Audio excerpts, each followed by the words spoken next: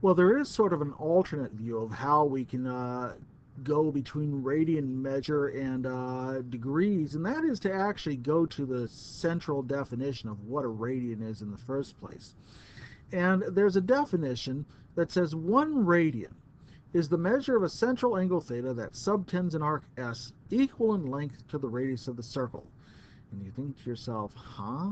Well, let me see if I can draw the situation. So let's say that I measured my radius starting along the standard position right here, right, in a circle, and I measured the radius. And let's say it's in fact 1 unit, 1 foot, 1 inch, whatever you want to call it, right? So we've got 1 unit right here.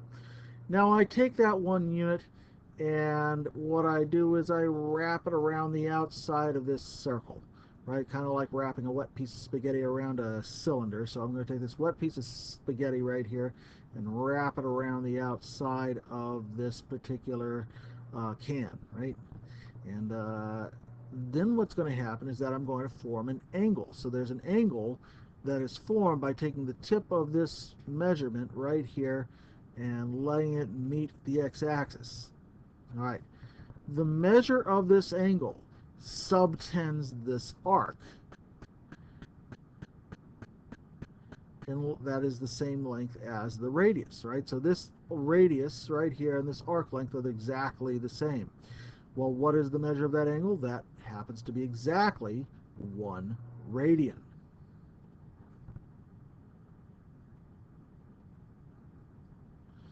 Which makes it kind of interesting, right? Because you think, well, okay, if that's 1 radian, we could take that same length again and measure about 2 radians right here, right? So here would be where there'd be 2 radians. And if we go a little bit further right here, we could say, well, how about this one being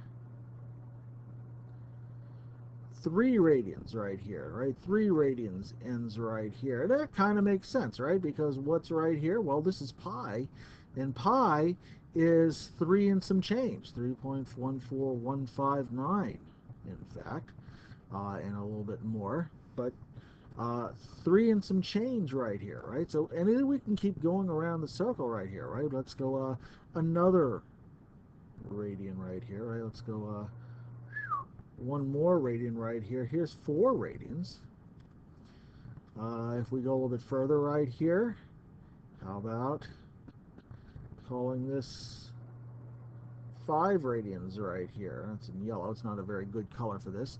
But I'll go back to this color black right here, and we say, well, okay, we go a little bit further right here, and here is 6 radians, right? 6 radians.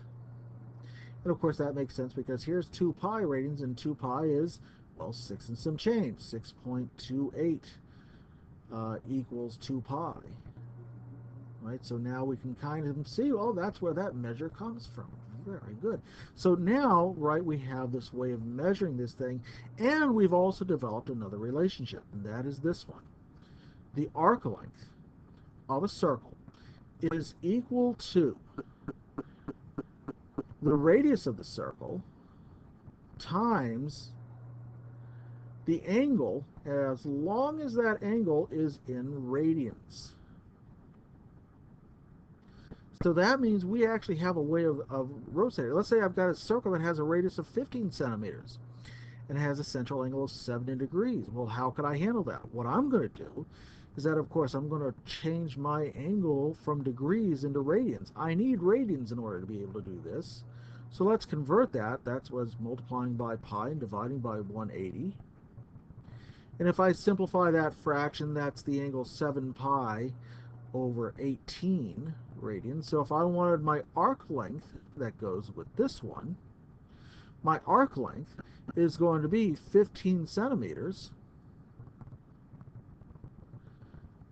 times 7 pi over 18 is the central angle. Let's see if there's anything we can do to reduce this. 15 and 18 share a common factor of 3, so that's 5 here, and that is 6 here. So 5 times 7, that's 35 pi divided by 6, after canceling my common factors right there. And, well, if I carry out my division, 35 times pi divide by 6 gives me an arc length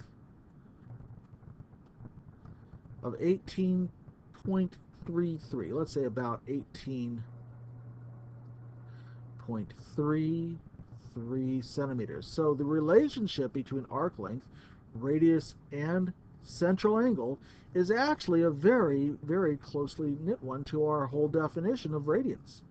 And so we're going to make this something really, really useful to us.